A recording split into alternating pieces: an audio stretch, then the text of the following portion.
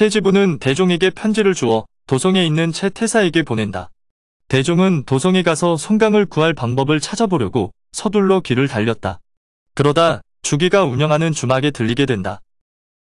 거기서 주기가 술에 몽환약을 타서 대종을 재우고 대종의 짐을 털었다. 대종의 짐보따리 속에 들어있는 편지를 뜯어본 주기는 송강이 강주에서 반역죄로 잡혔다는 내용을 보고 깜짝 놀란다. 그리고 편지를 가지고 온 대종의 몸을 살피다가 신행법을 쓰는 간마에 적힌 이름을 보고 예전부터 오용에게 들어오던 사람인 것을 알게 된다. 주기는 대종을 깨워 자신이 양산박 두령 중의 하나라는 것을 밝히고 자초지종을 물었다. 일이 급한 것을 알게 된 주기는 대종을 데리고 산채로 갔다.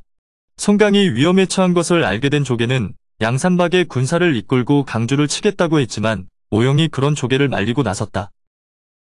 오용이 조계를 말린 이유는 양산박에서 강주까지의 거리가 멀어서였다. 만약 양산박에서 대군을 일으키면 강주에 도착하기 전에 그 사실이 알려질 것은 뻔한 일이었다. 그렇게 되면 송강은 양산박의 병력이 도착하기도 전에 처형부터 당할 것이다. 그래서 오용은 문서위조의 달인인 소양과 도장위조의 달인인 김대견을 찾아 양산박으로 데려오게 했다. 그 두 사람을 데리러 가는 동안 다른 사람을 시켜 최태사가 과거에 썼던 글과 도장이 찍힌 문서를 구해오게 했다. 소양과 김대견이 양산박에 합류하자 오용은 그들을 시켜 가짜 문서를 만들게 했다. 편지 내용은 천자가 반역자를 보고 직접 처형하기를 원하니 즉시 동경으로 압송하라는 내용이었다. 오용은 그 오송길을 덮쳐 송강을 구할 생각이었다. 대종은 오용이 만들어준 가짜 문서를 가지고 강주로 향했다. 양산박의 두령들은 대종을 보내고 술자리를 가졌다. 그런데 그 자리에서 갑자기 오용이 술잔을 내려놓더니 한숨을 쉬며 탄식했다. 그러고는 자신이 실수를 해서 이제는 대종까지 죽게 생겼다고 말했다. 글씨체와 도장을 꼼꼼히 살펴 만든 소양과 김대견은 실수한 것이 없는데 뭘 걱정하냐고 물었다. 오용이 답하기를 최태사와 최지부는 부자지간이다. 그런데 아버지가 아들에게 편지를 보내면서 관직과 이름이 새겨진 도장을 찍어서 보내겠는가 하고 말했다. 뒤늦게 실수를 알아차린 오용은 이제는 무력을 사용하는 길 밖에는 없다고 했다. 사람을 시켜 대종을 다시 불러오게 하고 싶어도 신행법을 사용하는 대종을 따라잡을 사람이 없기 때문이었다. 그 길로 오용은 양산박의 두령들을 나누고 복장을 다르게 해서 산을 내려가게 했다. 물론 그들이 향하는 곳은 강주였다. 한편 대종이 건넨 편지를 받은 최지부는 자신이 다녀오라는 기한을 넘기지 않고 돌아온 대종에게 상을 내리고 편지를 읽어보았다. 편지에는 송강을 도성으로 보내라는 말과 황문병에게 벼슬길을 열어주겠다는 내용이 들어있었다. 최지부는 일이 잘된 것을 기뻐하며 다음날 찾아온 황문병에게 최태사가 보낸 편지 내용에 대해서 이야기해줬다. 그런데 황문병이 뭔가 찜찜해하며 최지부에게 이것저것 물어보았다. 그러자 최지부는 아예 황문병에게 최태사의 편지를 보여줬다. 편지를 꼼꼼히 살펴보던 황문병이 대뜸 이 편지는 가짜라고 했다. 최지부가 그 이유를 물으니 황문병은 평소에 최태사와 서신을 주고받을 때 도장을 찍어서 보내냐고 물어봤다. 그제야 최지부도 이상한 생각이 들었다. 평소에 최태사는 자신에게 편지를 보낼 때 도장을 찍어서 보내지 않는다.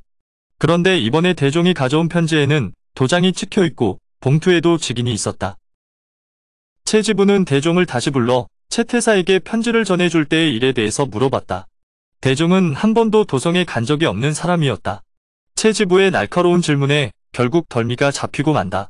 그 자리에서 체포당한 대종은 끝까지 발뺌을 했으나 내 앞에 장사 없다고 모진 매질의 모든 것을 사실대로 털어놓게 된다.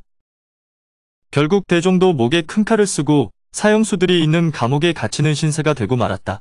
황문병은 송강과 대종을 빨리 죽이라고 최지부를 부추겼다. 역적은 빨리 죽이고 보고는 나중에 해도 늦지 않다는 것이었다. 최지부도 생각해보니 혹시나 양산박에서 송강과 대종을 구하겠다고 반란이라도 일으키면 낭패였다. 최지부는 그 자리에서 공목을 불러 형집행을 위한 서류를 작성하게 했다. 서류 작성을 맡은 황공목은 평소에 대종과 친한 사이라서 어떻게 해서든 집행 날짜를 늦춰주고 싶었다. 그래서 이런저런 핑계를 대고 형 집행 날짜를 늦춰봤지만 6일을 끄는 것이 한계였다. 이렇게 해서 송강과 대종은 6일 뒤에 시장 한복판 사거리에서 처형당하게 되었다. 시간은 흘러 형 집행 날이 되었다. 최지부는 형 집행장을 만들게 하고 500의 군사를 시켜 주변을 지키게 했다. 그리고 성강과 대종을 끌고 오게 했다. 그 자리에는 구경 나온 사람들과 군사들을 합쳐 수천 명에 이르는 인파가 모여들었다. 그런데 동쪽에서 땅군들이 앞에서 구경하겠다며 인파를 해치고 들어왔다.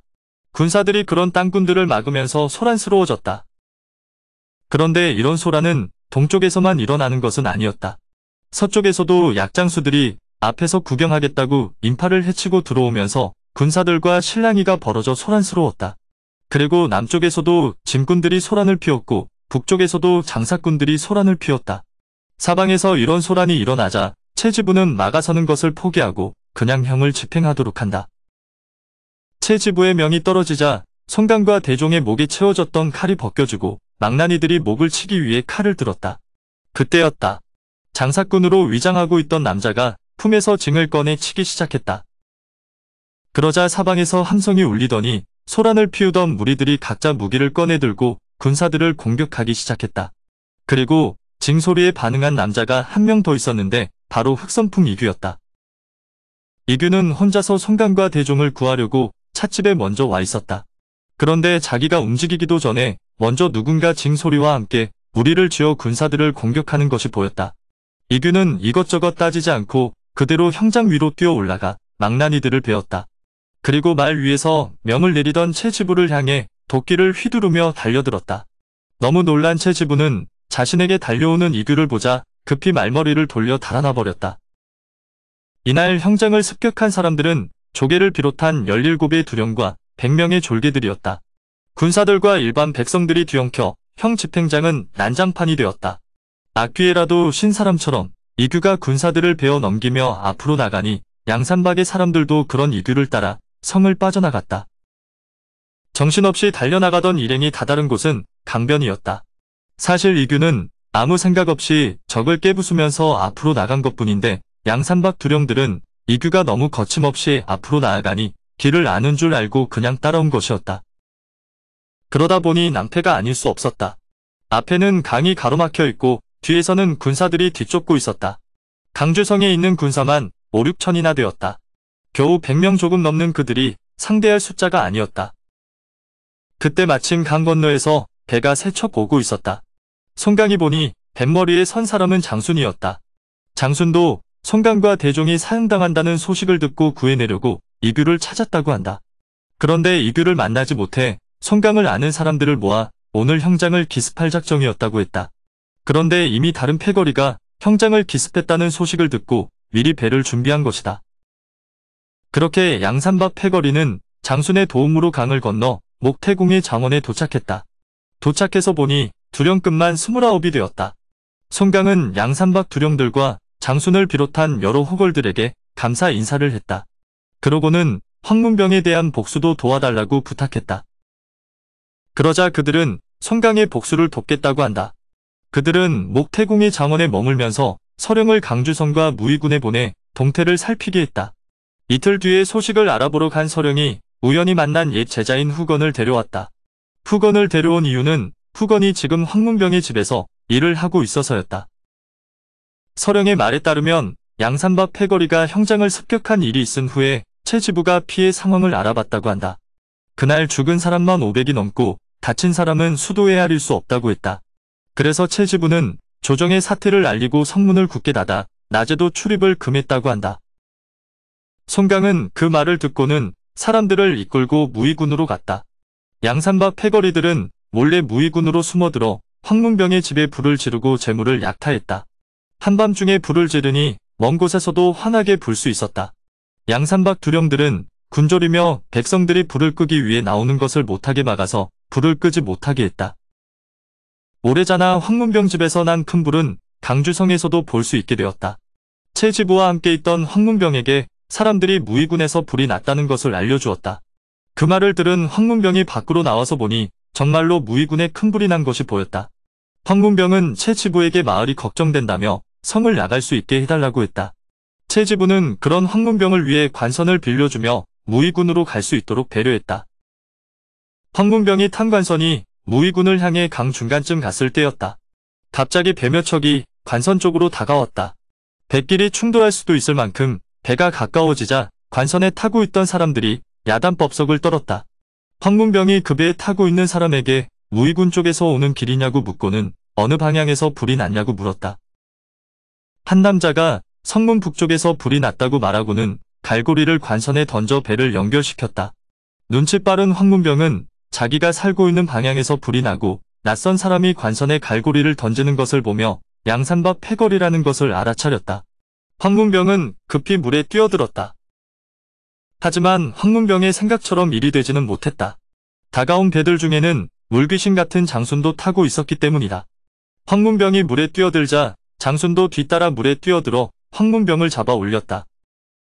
황문병을 잡은 양산박 패거리는 관선은 살려보내고 황문병은 목태공의 장원으로 끌고 갔다. 그리고 황문병은 목태공의 장원에서 고통스럽게 죽었다.